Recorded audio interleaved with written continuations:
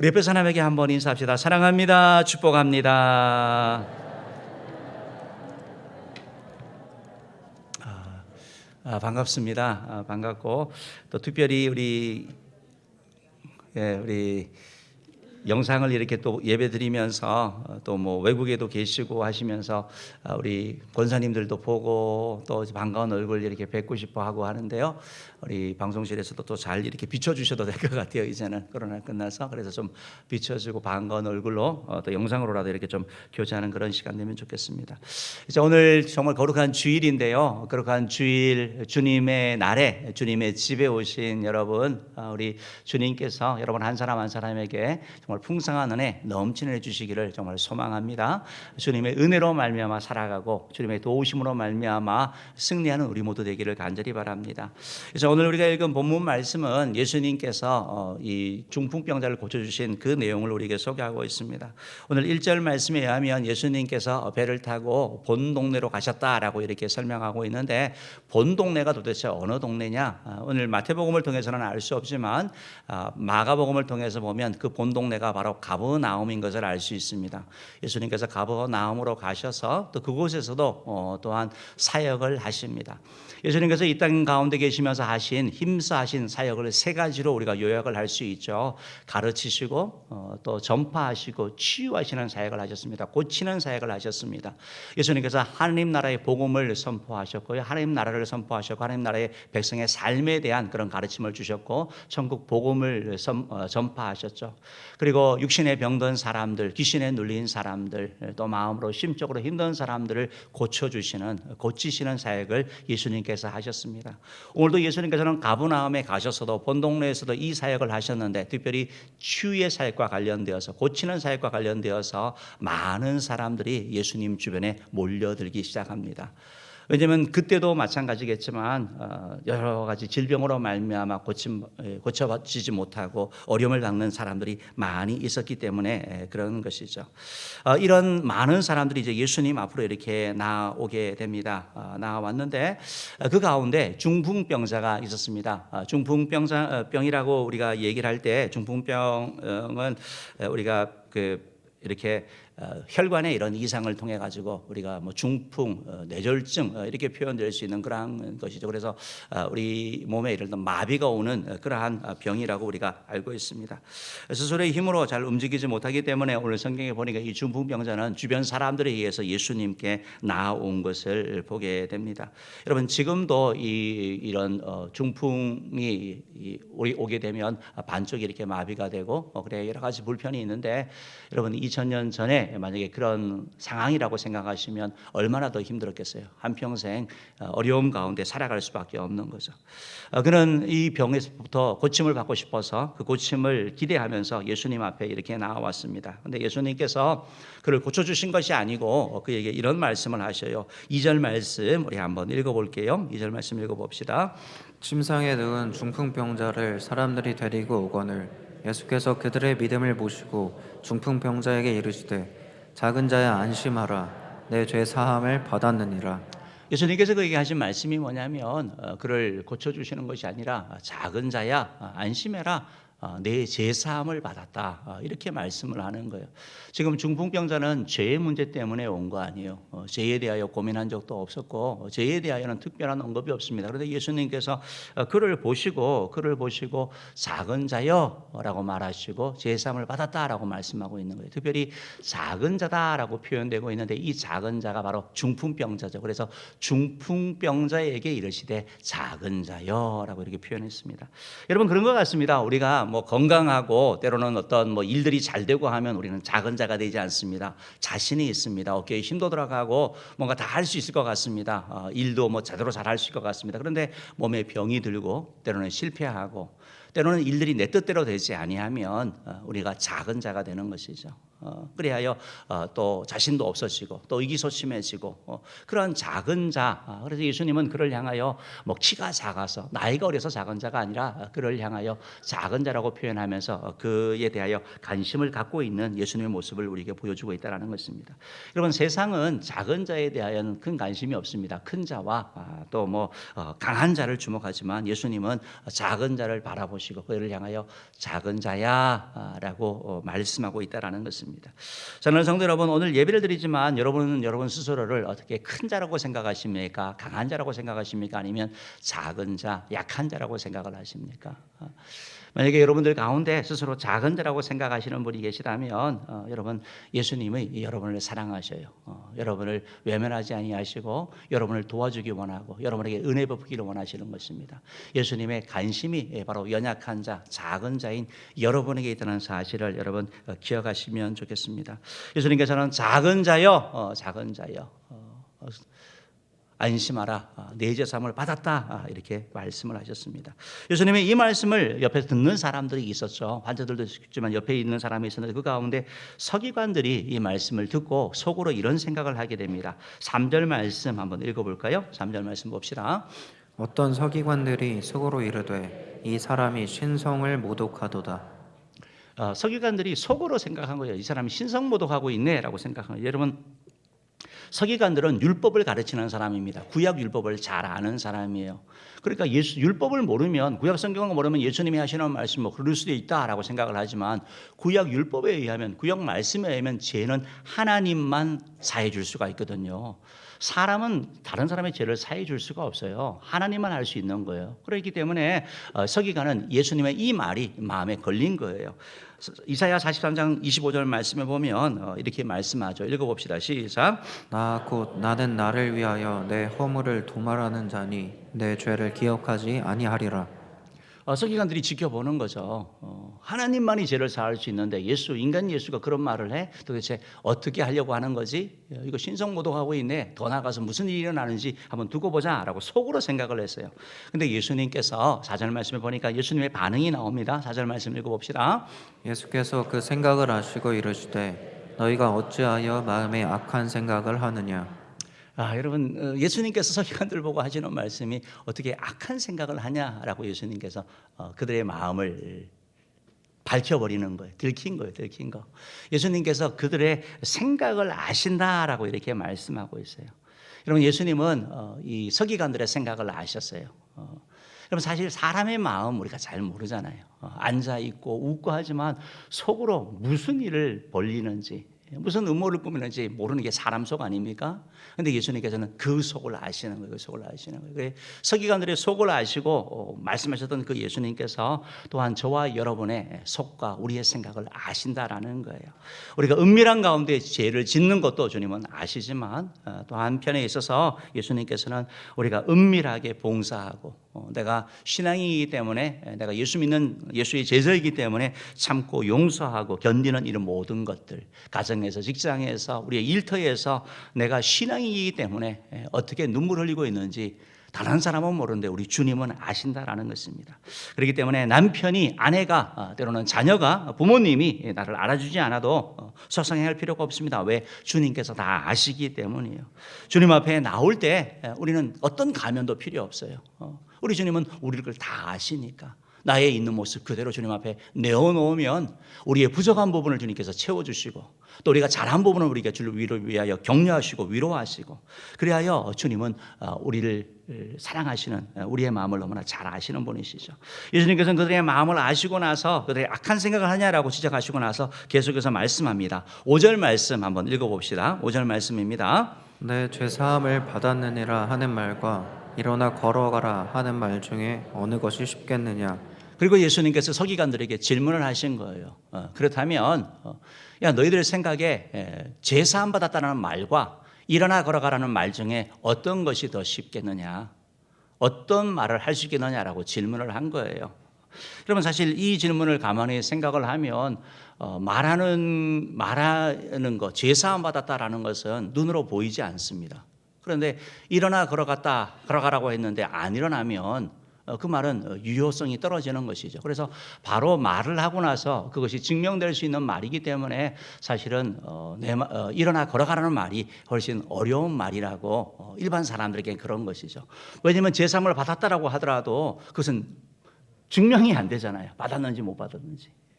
또한 여러분 우리가 이 중풍병자를 생각을 해볼 때 중풍병자가 지금 다른 사람에 의해서 예수님 앞에 나오지 않았습니까?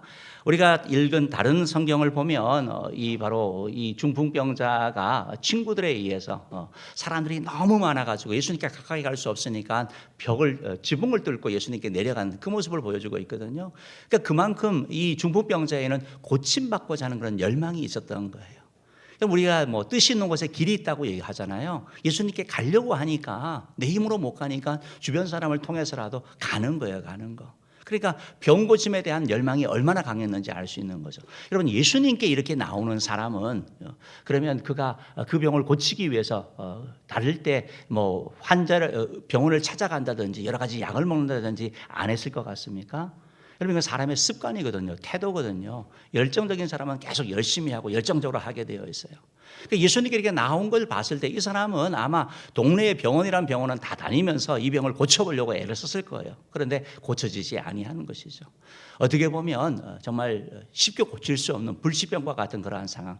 그런 상황 가운데 그에게 일어나 걸어가라 라고 말하는 것은 너무나 위험 부담이 큰 거죠. 살짝 하면 혹시 뭐 모험을 걸어볼 수가 있겠지만 그러나 너무나 심각한 병 가운데 있는 그에게 일어나 걸어가라고 말하는 것은 정말 힘든 그런 얘기인 것입니다.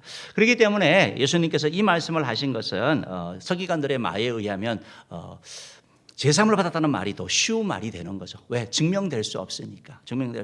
그래서 예수님께서 직접 말씀합니다. 6절 말씀 한번 읽어볼게요. 읽어봅시다. 시작. 그러나 인자가 세상에서 죄를 사하는 권능이 있는 줄 너희로 알게 하려 하노라 하시고 중풍병자에게 말씀하시되 일어나 내 침상을 가지고 집으로 가라 하시니. 서기관들 입장에서 훨씬 더 어려운 거죠. 왜냐하면 증명돼야 되고 바로 결과가 눈에 보이는 건데 제사 받았다는 것은 보이지 않는 것이지만 일어나 걸어가는 것은 보이는 일이에요. 그러니까 이걸 예수님께서 말씀하셨어요. 그래서 무슨 일이 일어납니까? 7절, 8절 말씀 읽어볼게요. 그가 일어나 집으로 돌아가거늘 무리가 보고 두려워하며 이런 권능을 사람에게 주신 하나님께 영광을 돌리니라. 예, 이렇게 말씀하고 있습니다. 그가 일어나 집으로 돌아가거늘, 즉 예수님이 말씀하시자 그 말씀에 의하여 움직인 그러한 그 말씀에 의하여 바로 놀라운 기적이 일어난 것을 우리가 알 수 있는 것이죠. 예수님이 말씀하시자 그가 자기 자리를 들고 결국 일어나서 중풍병이 고침을 받고 자기 집으로 돌아가는 기적이 일어난 것이죠. 이 광경을 본 사람들은 다 놀라는 것이죠. 도대체 이런 권능을 도대체 누가 주셨느냐? 하나님이 주셨지 않냐? 하면서 하나님께 찬양하고 하나님께 영광 돌리는, 그리하여 어떻게 보면 그 예수님의 그 사역 현장 가운데 기쁨, 어떻게 보면 경이로움, 이런 기대함이 가득 차 있는 이것을 우리에 보여주고 있다라는 것입니다. 사랑하는 성도 여러분, 예수님은 그 중풍병자를 고쳐주셨습니다. 의원들이 고칠 수 없었던 중풍을 말씀 한마디로 고치신 것을 우리가 알 수 있습니다. 그 중풍병자는 자신의 가장 큰 문제를 해결받은 것입니다. 육신의 질병이나 다른 이런 문제를 가지고 있는 자가 주님 앞에 간다면, 예수님을 만난다면, 예수님과의 그런 접촉이 이루어진다면 주님께서는 여전히 지금도 그런 문제를 해결할 수 있는 능력이 있는 분인 줄 믿습니다. 우리가 바로 그분을 믿는 것이고, 그리하여 우리가 주님께 나아가고, 그래서 우리가 주일도 모여서 예배하는 것이죠. 그렇다면 오늘 예수님께서 특별히 오늘 이 중풍병자를 하시면서 다른 때와 다르게 그의 병을 바로 고치지 아니하시고 바로 제삼을 받았다라고 말씀하고 있는데, 이 말씀이 무슨 의미인지 같이 좀 살펴보려고 합니다. 첫 번째로 제삼을 받았다라는 말씀은 사람은 죄 용서가 필요하다는 것을 말씀하고 있는 거예요. 예수님께서 제삼을 받았다라고 말하는 것은 사람에게 제삼이 필요하다라는 거예요. 중풍병자는 말씀드렸듯이 병을 고치러 나왔어요. 그런 그에게 예수님이 하신 말씀이 뭐냐면, 너는 먼저 병 고치는 것보다 우선으로 해야 될 일이 있는데 그게 뭐냐? 바로 내 죄 사함을 받아야 된다라는 것입니다. 중풍병자에게 지금 가장 필요한 것은, 가장 절실한 것은 치료지만 어떻게 보면 가장 지금 필요한 것, 그의 본질적으로 필요한 것은 바로 제사함이라고 말씀하고 있다라는 것입니다. 여러분, 때때로 우리가 하나님 아버지 앞에 와서 예배하고 기도할 때 하나님의 생각과 우리의 생각이 다를 때가 있습니다. 중풍병자는 병만 고치면 된다고 생각을 했어요. 그런데 주님께서는 제사함의 문제를 지적하시는 것을 보게 되는 것입니다.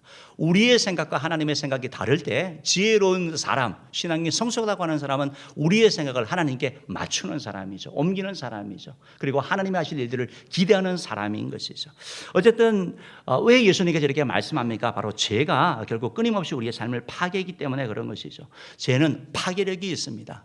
사람의 관계를 파괴합니다. 그 영혼을 파괴합니다. 그 삶을 파괴하게 되는 것입니다. 그리하여 죄를 두고서는 그의 온전한 치유가 그 삶 가운데 이루어지지 않기 때문에 그러는 것이죠. 죄가 모든 사람, 모든 죄로부터 모든 병이 비롯되는 것은 아니지만, 그러나 죄로 말미암아 인간의 고통이 우리 가운데 왔다라는 것을 우리가 잘 알고 있습니다. 하나님을 떠난 죄, 하나님 없이 살고자 하는 죄가 우리 모든 사람들의 그러한 불행의 뿌리인 것을 우리가 알게 되는 것입니다. 여러분, 예수님 앞에 중풍병자는 중풍병을 가지고 나왔지만, 예수님은 그 중풍병을 가져온 그 현상보다 본질의 문제, 바로 죄의 문제를 말씀하신 것을 우리에게 보여준다라는 것입니다. 마태복음 9장 2절 부분에 중풍병자에게 주님께서 말씀하시되 죄 사함을 받았다라고 말씀하시는 것이죠. 바로 그가 바로 죄 사함이 필요하다는 것을 말씀하고 있습니다. 우리 PPT 한번 좀 보여주시겠는데요. 신약 성경에 보면 죄에 대하여 이렇게 말씀하고 있습니다. 죄에 대한 그런 개념을 헬라어로 이렇게 정리해 보면 빚진다라는 의미, 빚지는 게 죄예요. 그래서 예수님께서 테텔레스타이 다 갚았다라고 말하지 않습니까? 그처럼 빚진다는 의미가 죄의 의미가 있는 것이고, 관역을 맞추지 못하다라는 거. 하나님의 말씀이 이걸 하라고 하시는데 그 일을 하는 데 있어서 내가 부족한 거, 그 말씀을 어긋나게 하는 거, 이 모든 것들이 바로 하마르티아라는 단어를 쓰면서 관역을 정확하게 맞추지 못하는 거, 노력을 했는데 되지 않는 거, 이것이 죄라고 말씀하고 있습니다. 파랍토마라는 단어를 쓰면서 미끄러지는 거, 미끄러지는 거, 원래 계속 가야 되는데 미끄러지는 거, 때로는 선을 넘어가는 거, 하나님의 말씀 기준보다 넘어가는 것, 탈선, 이런 단어가 있고요. 때로는 불법, 아노미아라는 단어를 써서 이 죄는 바로 이렇게 정의를 해나가고 있습니다. 여러분, 구약 말씀을 통해 가지고는 613가지의 그러한 율법을 만들었습니다. 613가지의 율법을 이 성경에서 뽑아내어 가지고 이것을 지켜야 된다고 얘기를 했죠. 그 613가지가 더 압축되어서 나오는 것이 바로 10계명이죠. 10가지 계명이죠. 10가지 계명을 예수님께서 더 압축을 했습니다. 두 가지로 압축했습니다. 바로 마음과 뜻과 정성을 다해서 하나님을 사랑하는 것, 그리고 내 이웃을 내 몸처럼 사랑하는 것. 더 압축을 하자면 사랑으로 표현할 수가 있겠죠.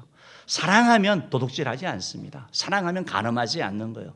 사랑하면 주의를 거룩하여 지키는 거예요. 하나님 앞에. 사랑하면 험담하지 않는 거예요. 그러니까 이 사랑과 다 연결되어져 가는 것을 보게 되는 것이죠.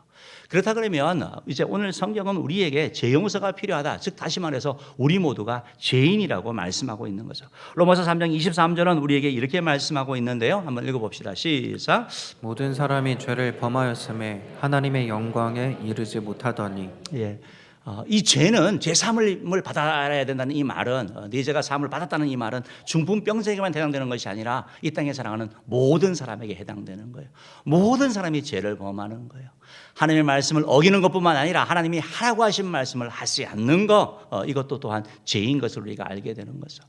여러분, 사람을 겉으로 볼 때 얼마나 이렇게 신사적으로 생겼고 멀쩡하게 생겼고 얼마나 이렇게 괜찮아 보입니까? 그러나 그 내면은 모르는 거예요. 그 내면은 모르는 거예요. 우리가 옛날에 이렇게 학창시절에 읽었던 소설 가운데 스티븐슨이 쓴 지킬 박사와 하이드라는 그런 책이 있지 않습니까? 단편 소설이지만 지킬 박사가 낮에는 얼마나 정상적입니까? 멀쩡하잖아요. 신사하고 얼마나 따뜻하고 선을 하고 얼마나 멋있는 사람입니까? 그런데 밤이 되면 하이드로 바뀌는 거죠. 하이드라는 말 자체가 감추다라는 이런 영어의 의미 있는 거 아닙니까? 속에 있는 내면이 드러나는 것이죠.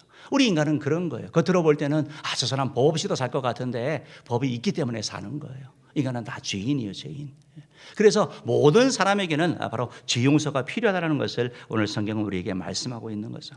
여러분, 죄가 우리 인간의 본질의 문제예요. 여러분이 생각하면서 이 지금 중풍병자는 내가 이 중풍병만 없다면 내가 정말 행복할 텐데, 중풍병만 없다면 행복할 건데 라고 생각을 했을 거예요. 그런데 그가 만약에 중풍병이 없다고 하더라도, 중풍병으로 고침받는다 하더라도 머지않아서 다른 것 때문에 고민하게 될 거예요. 어떻게 아냐고요? 우리를 통해서 보면 알죠. 우리 중풍병 없잖아요. 근데 다른 것 때문에 고민하게 되거든요. 염려하게 되거든요. 이게 바로 인간의 한계고 바로 죄가 우리 가운데 맺게 되는 그런 열매라는 것입니다. 그렇기 때문에 여러분 현상, 눈으로 드러나는 그 현상을 보는 것이 아니라 그 열매를 맺게 하는 그 뿌리를 보는 거, 이것이 필요한 것이고 그 뿌리는 바로 죄라고 성경은 말씀하고 있다라는 것입니다.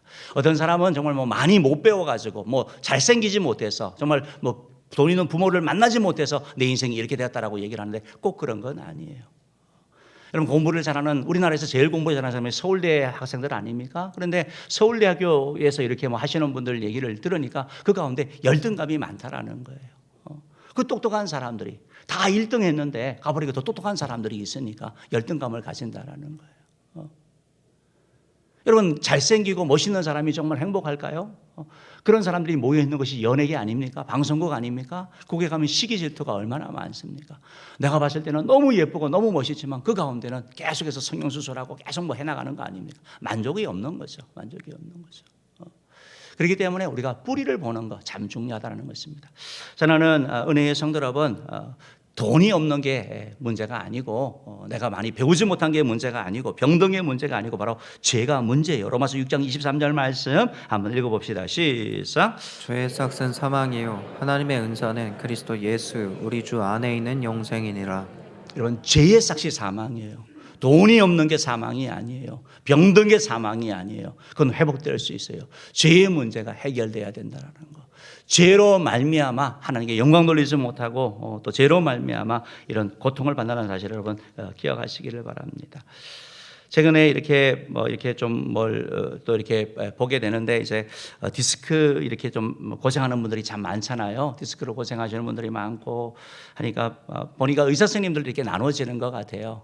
디스크라 그래서 무조건 수술하자는 분도 계시고 어떤 분들은 수술보다 운동을 해라. 그러니까 뭐 아산병원에 그 조재환 정형외과 의사 같은 경우도 수술보다는 운동을 해라 이렇게 권하시는 것 같더라고요. 그런데 운동은 아무렇게나 하는 게 아니고 그게 맞는 운동을 하라고 얘기를 하고 있는 거예요. 왜 그러냐 들어봤더니 수술만 하면 그 문제를 해결하면 되지 않느냐 했더니 그분들이 하시는 말씀이 뭐냐면 그 디스크나 이런 것은 습관이나 태도를 통해서 되어지는 것이기 때문에 그걸 잘라낸다 그래서 당장은 해결되지만 곧다시 문제가 생긴다라는 거예요. 그러니까 문제의 원인을 해결해야 되지 그걸 현상적으로 보이는 것 잘라내서 되는 거 아니다. 이렇게 얘기하는 걸 보게 되는 것입니다.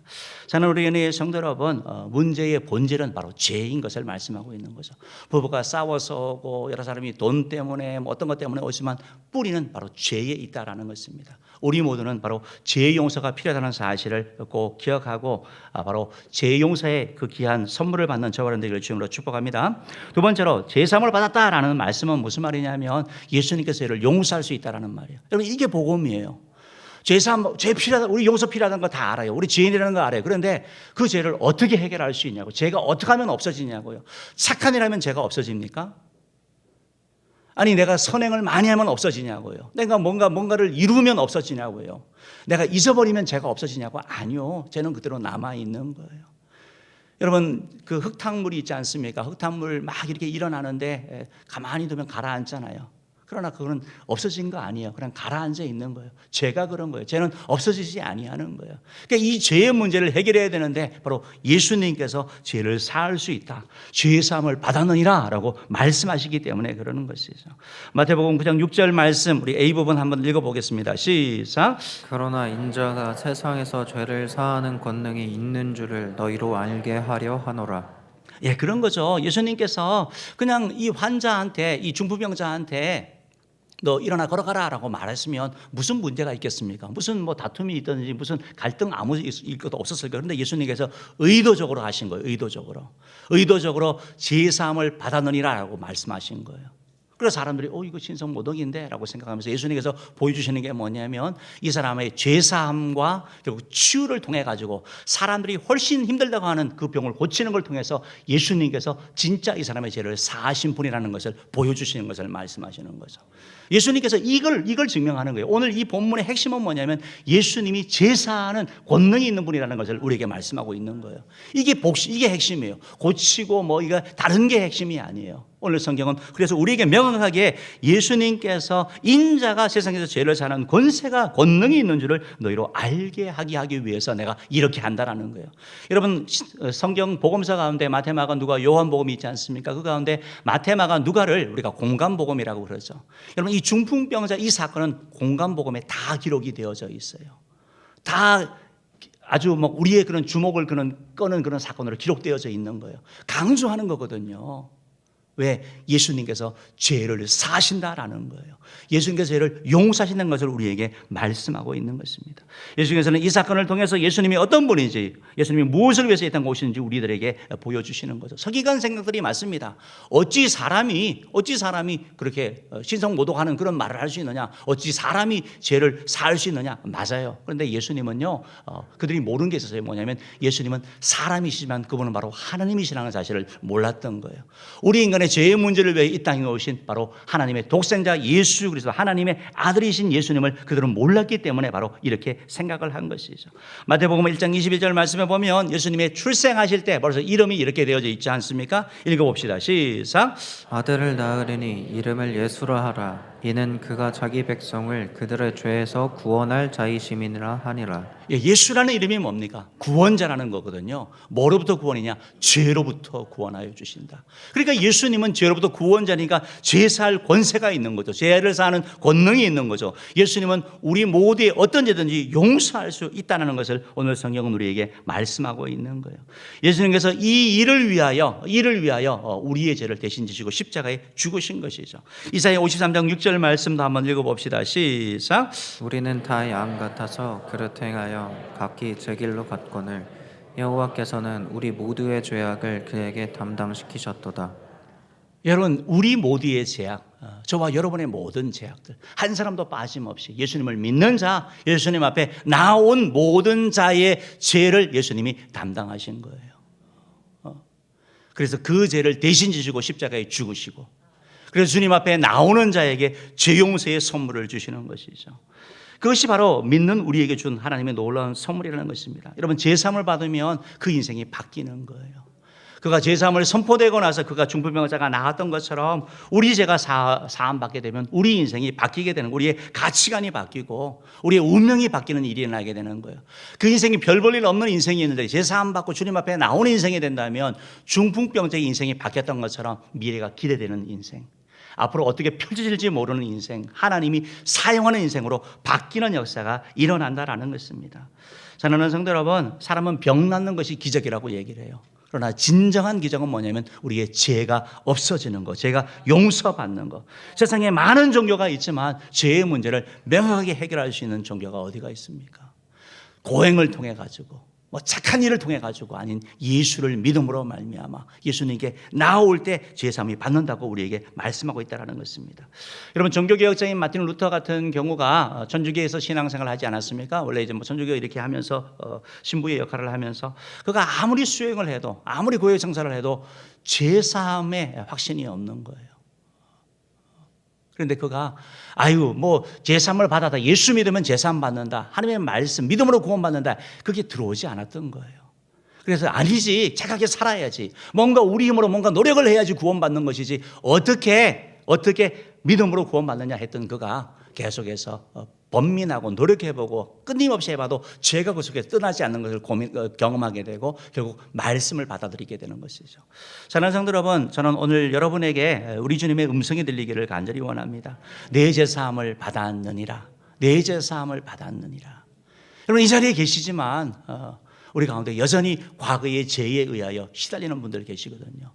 마귀가 계속해서 우리를 정죄하는 거예요. 과거의 어떤 실수, 과거의 어떤 그런 삶, 과거의 어떤 그런 죄, 그걸 계속해서 생각하게 하고 너 그거밖에 안 되잖아, 계속해서 우리를 정죄하고 앞으로 나아가지 못하게 하는 것입니다. 그런 저와 여러분에게 주님께서 말씀하시는 거죠. 내 죄사함을 받았느니라, 내 죄사함을 받았느니라. 사랑하는 성도 여러분, 주님 앞에 나오는 것만으로 우리의 죄가 사함 받는 거 아니에요. 오늘 이 자리에 많이 오셨는데 바라기는 예수 그리스도를 구주로 영접함으로 말미암아 하나님의 아들과 딸이 됨으로 말미암아 이런 제사함의 기쁨, 즐거움을 누리시는 저와 여러분 되기를 주님으로 축복합니다. 마지막 세 번째로 내 제사함을 받았느니라 라는 이 말씀은 제사함을 받았다라는 것은 바로 믿음을 보고 하신 말씀이에요. 제사함과 치유는 믿음을 통해서 나타난다라는 거예요. 오늘 본문이 우리에게 주는 또 하나의 그런 교훈이에요. 하나님의 은혜가 여러 가지 통로를 통해서 주어지는데 그 가운데 핵심이 뭐냐? 믿음이라는 거예요. 믿음. 오늘 마태복음 9장 2절 말씀 한번 읽어봅시다. 시작. 침상에 누운 중풍병자를 사람들이 데리고 오거늘 예수께서 그들의 믿음을 보시고 중풍병자에게 이르되 작은 자야 안심하라 내 죄 사함을 받았느니라. 여러분, 오늘 예수님께서는 그들의 믿음을 보셨어요. 중풍병자를 데려온 사람들의 믿음을 보신 거예요. 믿음을 보시고. 예수님이 뭘 보시느냐? 믿음을 보신다는 걸 여러분 기억하셔야 되는 거예요. 믿음을 보시는 거. 믿음을 보시는 거. 우리가 이렇게 주님 앞에 이렇게 나올 때 주님은 정말 믿음을 보시는 것이죠. 여러분, 중풍병자는 병을 고치러 왔죠. 새로운 출발하려고 온 사람 아니에요. 내가 뭔가 좀 나은 인생을 살겠다고 온 사람 아니에요. 그냥 병 고치고 싶었어요. 그런데 자기 힘으로 못 가니까 주변 친구들에 의해서, 주변 사람들에 의해서 주님 앞에 나와왔어요. 그런데 주님께서 이것을 믿음의 행위라고 말씀하는 거예요. 여러분, 주님 앞에 나오는 게 믿음의 행위예요. 오늘도 여러분이 주님 앞에 이렇게 오신 거, 이게 바로 믿음의 표현이고 믿음의 행위라는 거예요. 여러 가지 유혹들이 있었지만 그럼에도 불구하고 내가 주님 앞에 예배드리러 가야지 결단하고 나온 거. 주님은 그 믿음을 보시고 우리에게 은혜를 주신다라는 사실 여러분 기억하시기를 바랍니다. 사랑하는 성도 여러분, 하나님은 항상 우리의 믿음을 보시고 역사하셔요. 믿음을 보시는 거. 믿음을 보시는 거, 그것이 저와 여러분에게 얼마나 위로가 되는지를 몰라요. 다른 걸 본다고 한다면 우리의 물질을 보고 우리의 체력을 보고 우리의 치력을 본다면 해당되지 않는 사람들이 있잖아요. 그런데 여러분, 주님은 믿음을 보시고 믿음을 통해서 일하시는 것을 보게 되는 겁니다. 마태복음 15장 28절 말씀 한번 읽어볼게요. 읽어봅시다. 시작. 이에 예수께서 대답하여 이르시되 여자여 내 믿음이 크도다 내 소원대로 되리라 하시니 그때로부터 그의 딸이 나으니라. 예, 내 믿음이 크도다. 믿음을 통해서 그때부터 딸이 낳았다 말하고 있습니다. 마가복음 5장 34절도 이렇게 말씀하고 있는데요. 한번 읽어봅시다. 시작. 예수께서 이르시되 딸아 내 믿음이 너를 구원하였으니 평안히 가라 내 병에서 놓여 건강할지어다. 내 믿음이 너를 구원하였다. 이제 편안히 가라. 너 병 해결되어서, 네 문제 해결되어서 믿음을 통해서 말씀하는 것을. 한번 따라해 봅시다. 내 믿음이 크도다. 내 믿음이 크도다. 내 믿음이 크도다. 너희 믿음대로 되라. 너희 믿음대로 되라. 사랑하는 성도 여러분, 주님의 이런 음성을 듣는 자에게를 주님으로 축복합니다. 주님은 언제나 사람의 믿음을 보고 믿음을 따라 기도를 들으시고 고쳐주시는 것입니다. 히브리서 11장 6절 말씀 다시 한번 읽어봅시다. 믿음이 없이는 하나님을 기쁘시게 하지 못하나니 하나님께 나아가는 자는 반드시 그가 계신 것과 또한 그가 자기를 찾는 자들에게 상 주시는 이심을 믿어야 할지니라. 아멘. 하나님을 기쁘시게 하는 방법이 있는데 그게 뭐냐면 믿음이래요. 믿음. 사랑하는 여러분, 믿음으로 주님 앞에 나아가서 주님을 기쁘시게 하는 자 되기를 주님으로 축복합니다. 믿음으로 나아가는 자들에게 상 주시는 분이신 거, 우리의 문제를 해결하여 주시고 우리의 길을 열어주시고 우리의 관계의 그런 복잡한 일 가운데 주님께서 화목케 하시는 일들이 일어나게 되는 거, 왜? 상 주시는 분, 믿음으로 나아가는 자에게 이렇게 은총을 베푸시기 때문에 그런 것입니다. 사랑하는 여러분, 말씀드렸듯이 믿음은 나이가 많아도 상관없어요. 나이가 어려도 믿음으로 나아갈 수 있어요. 못 배워도 괜찮아요. 가난해도 괜찮아요. 믿음으로 나아갈 수 있습니다. 여러분들 믿음의 사람 되시기를 축복합니다. 믿음은 관념이 아니에요. 믿음은 철학이 아니에요. 믿음은 행함으로 나타난다. 믿음은 동사라는 거예요. 야고보서 2장 18절 말씀에 보면 이런 말씀이 있어요. 읽어봅시다. 시작. 이와 같이 행함이 없는 믿음은 그 자체가 죽은 것이라. 행함이 없는 믿음은 그 자체가 죽었다. 여러분, 믿음은 행하는 거예요. 믿음이 행하는 거. 하나님이 내 마음에 감동 주시면 그 감동을 따라서 움직이는 걸, 그걸 믿음이라고 표현하는 거예요.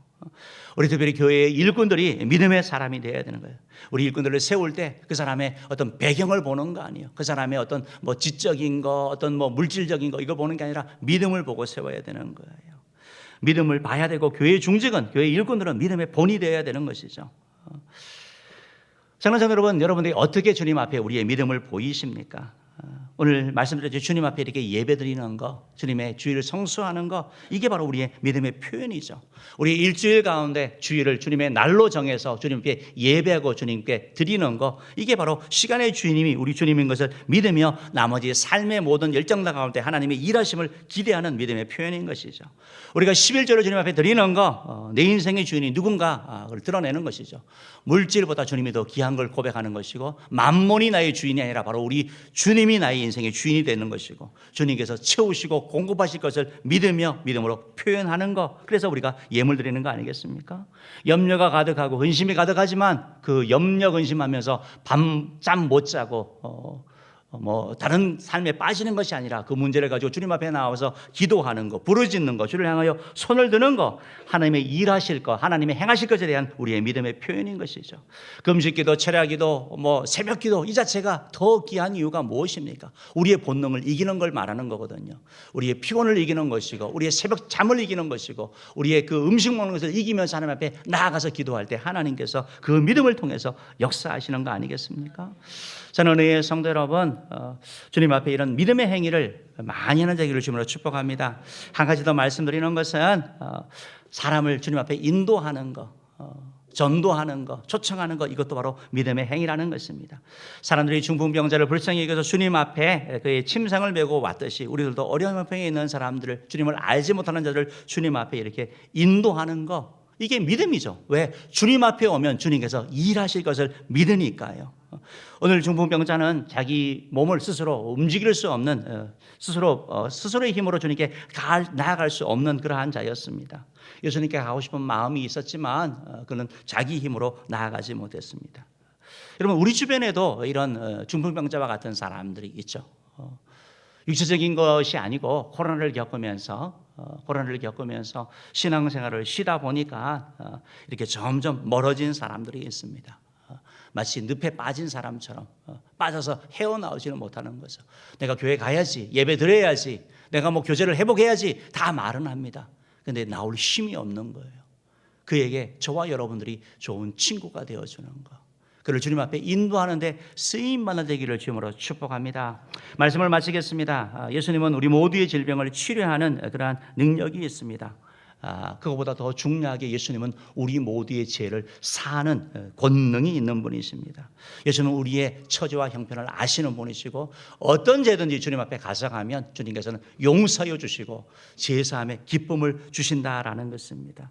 주님을 만나면 일어나게 됩니다. 중풍병자가 누워있던 인생에서 예수님을 만남으로 말미암아 일어나는 인생이 되었듯이, 저와 여러분이 예수 그리스도를 깊이 체험함으로 말미암아 과거의 죄에서 잡혀있던 인생에서 앞으로 나아가는 인생, 하는 게 영광 돌리는 인생, 축복된 인생으로 나아가기를 주님으로 축원합니다. 제가 기도하도록 하겠습니다.